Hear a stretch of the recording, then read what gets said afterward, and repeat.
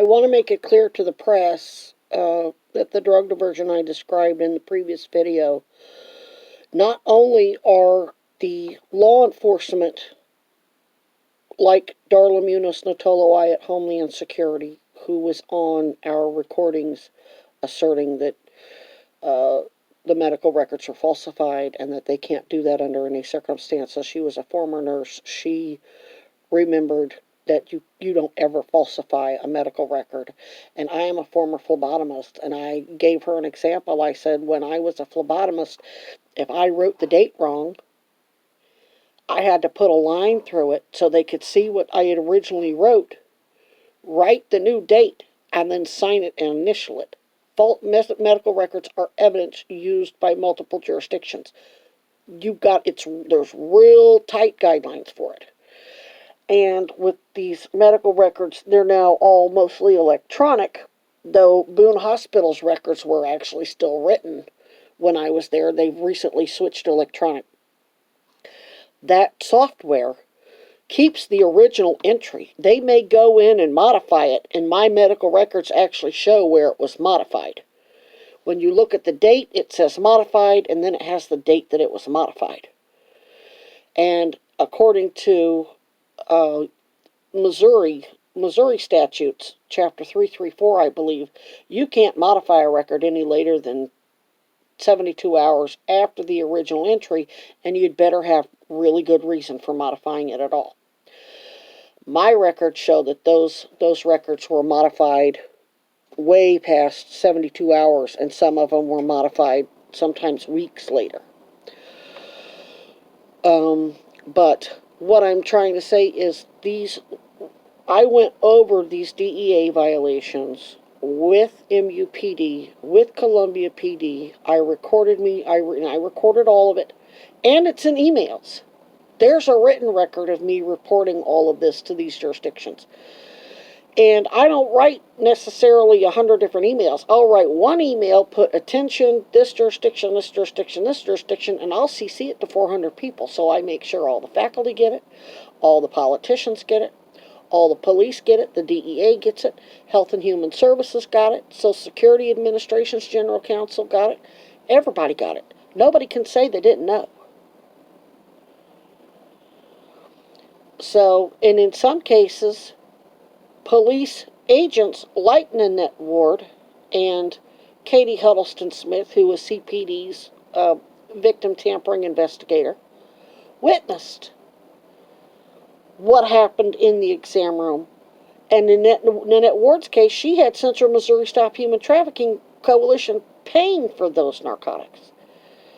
And then later, she actively participated in the falsification of the medical records.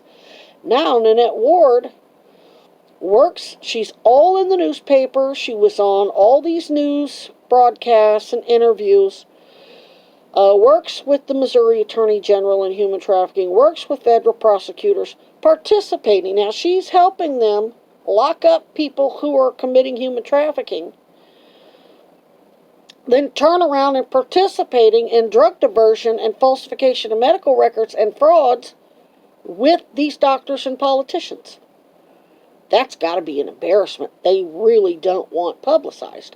And that's one, besides the Me Too scandal and the sexual abuse, and Nanette Ward witnessed the sexual abuse. I recorded Nanette Ward telling me that Beth Sweeney fired me and falsely put in my records that I terminated my care because of the sexual affair that she got recorded.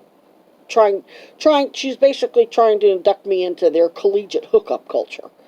You know, just a bunch of, she still thinks she's a college kid and she's going to go, you know, get high, get drunk, screw everybody that walks, and then go brag about this one and screwing that one, and then that gets her points, makes her look like she's got, you know, some sort of mojo, and then she goes and gets to screw somebody else. Oh, I got to screw the prodigy who worked for the Civil Rights Scholar. And then she was also probably trying to influence me, use sex to influence our investigation to get all of her friends off the hook for not telling me I had cancer and help cover up their unbundling fraud. And it didn't work out for her. And just like a typical narcissistic domestic violence abuser and molester, and her husband's an addict who's apparently being violent with her. She threw a fit and blackmailed everybody and said, kill her, or I'm going to tell you, if you do anything about anything, if you get on to me for what, for the sexual abuse, I'm going to report you for all of this other crap that you're doing. So, and she's been a nurse practitioner there for, 25 years. She's watched, she's got the goods on all of them. So, and so does Diane Spalding, who's apparently related to Sean Spalding over at MUPD, which is probably another reason why MUPD falsified their rape report to make it look like there wasn't any fraud, because they had written for narcotics, and that's ultimately drug diversion, which MUPD and Healing Arts Enforcement, the governor, all of these people should be reporting this, engaging the DEA, and having the DEA do an investigation on these doctors for the drug diversion. So Byron Brown, Cuomo, Letitia James, Jay Nixon, Rick Scott, Pam Bondi, Governor Ducey,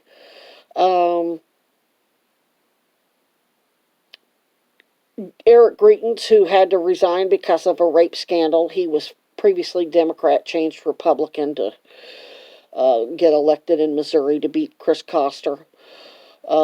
Chris Koster, who's now the head VP of Canteen, which bought HealthNet, and we're talking about the Mo Health, and all of this that I recorded directly implicated the Mo HealthNet director, and the new, even after he left office and Jay Nixon left office, Greitens took over, and Greitens, what I recorded out of Kevin Carr at the governor's office, both under Greitens and Mike Parsons, after Mike Parsons took over when Greitens resigned because of that sex scandal with the hairdresser,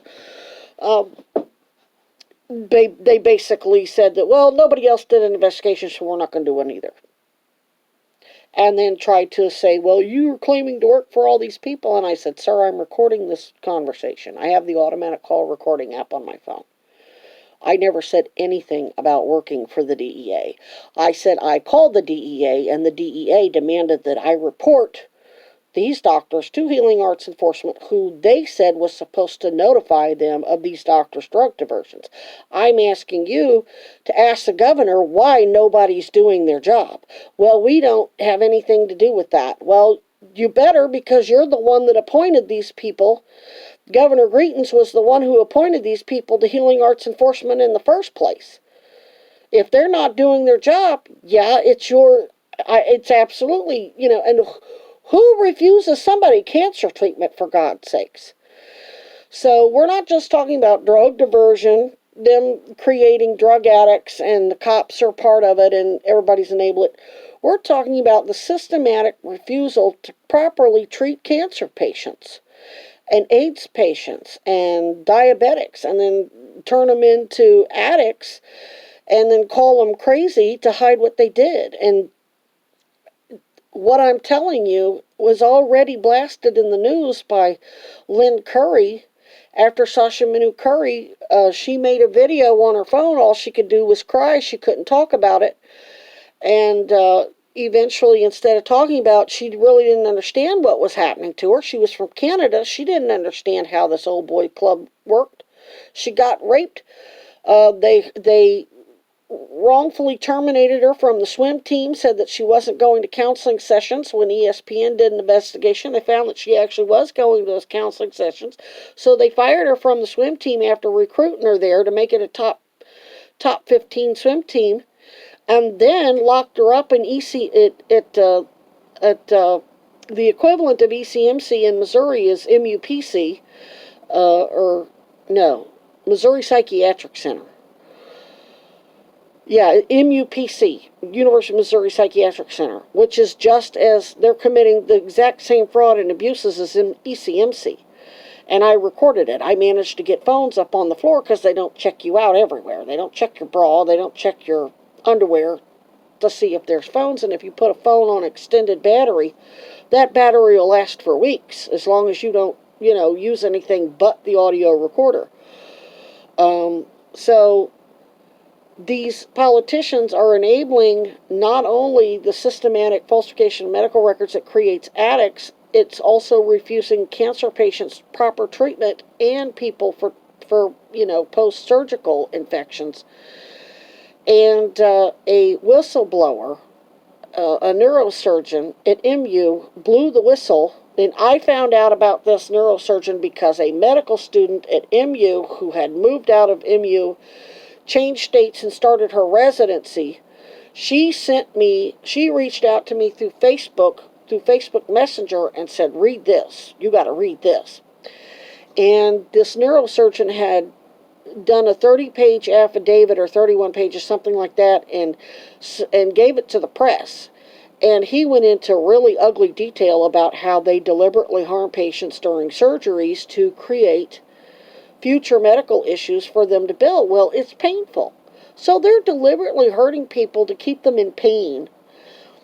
And then when they come into the ER, oh, I'm in pain, I hurt, and they're sick, oh, you're just an addict.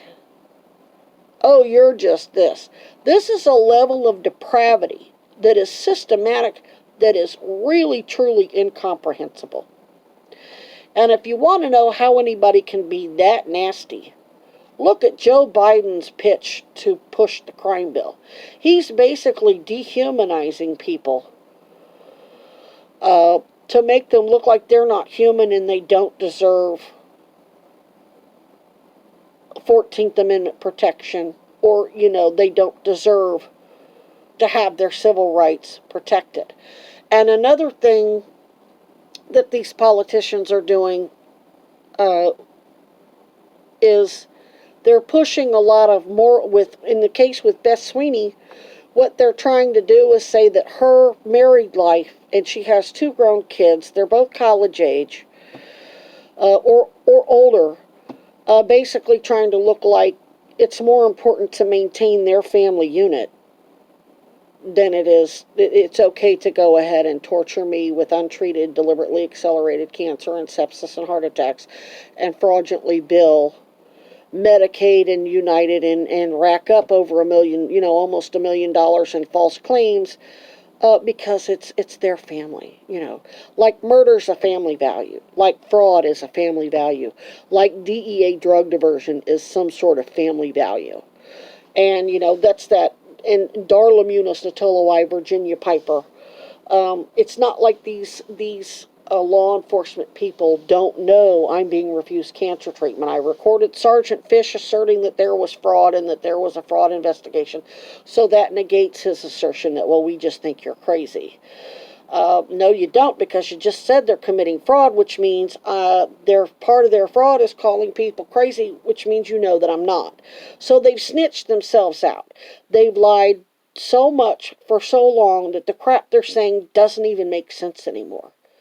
And they're making all these assertions that I'm just an addict that has caused, that's malingering for narcotics, but they're writing for nitroglycerin for heart attacks, admitting me through the ER for blood transfusions, IV antibiotics, but they've not made one referral to a drug treatment center, not one. They're putting in the records that I'm just an addict, and they're, basically talking amongst themselves, oh, she's just an addict, or publicly asserting she's just an addict. Yet they're not making any referral to any drug treatment center. They're not getting recorded coming in the room and telling me I'm just an addict.